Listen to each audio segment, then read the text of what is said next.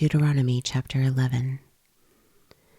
Therefore you shall love Yahweh your God, and keep his instructions, his statutes, his ordinances, and his commandments always.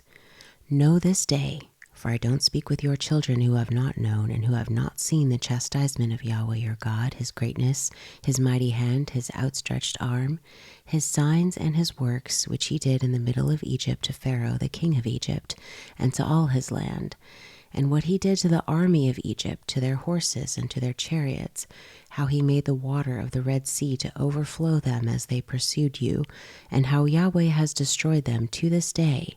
and what he did to you in the wilderness until you came to this place, and what he did to Dathan and Abiram, the sons of Eliab, the son of Reuben, how the earth opened its mouth and swallowed them up, with their households, their tents, and every living thing that followed them, in the middle of all Israel. But your eyes have seen all of Yahweh's great work which he did. Therefore you shall keep the entire commandment which I command you today, that you may be strong, and go in and possess the land that you go over to possess, and that you may prolong your days in the land which Yahweh swore to your fathers to give to them and to their offspring, a land flowing with milk and honey. For the land where you go in to possess isn't like the land of Egypt that you came out of, where you sowed your seed and watered it with your foot as a garden of herbs. But the land that you go over to possess is a land of hills and valleys, which drinks water from the rain of the sky, a land which Yahweh your God cares for. Yahweh your God's eyes are always on it, from the beginning of the year even to the end of the year. It shall happen, if you shall listen diligently to my commandments which I command you today, to love Yahweh your God, and to serve him with all your heart and with all your soul, that I will give you the rain for your land in its season, the early rain and the latter rain, that you may gather in your grain, your new wine, and your oil. I will give grass in your fields for your livestock, and you shall eat and be full.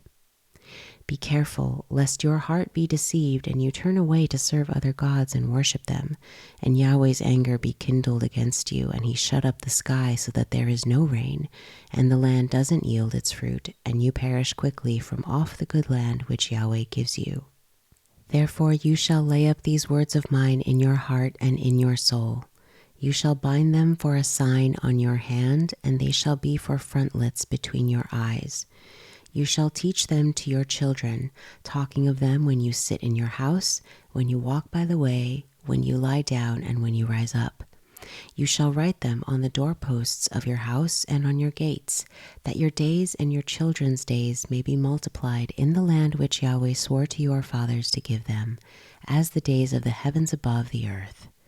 For if you shall diligently keep all these commandments which I command you, to do them, to love Yahweh your God, to walk in all his ways, and to cling to him,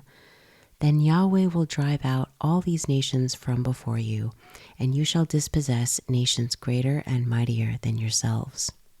Every place on which the sole of your foot treads shall be yours, from the wilderness and Lebanon, from the river Euphrates, even to the western sea shall be your border.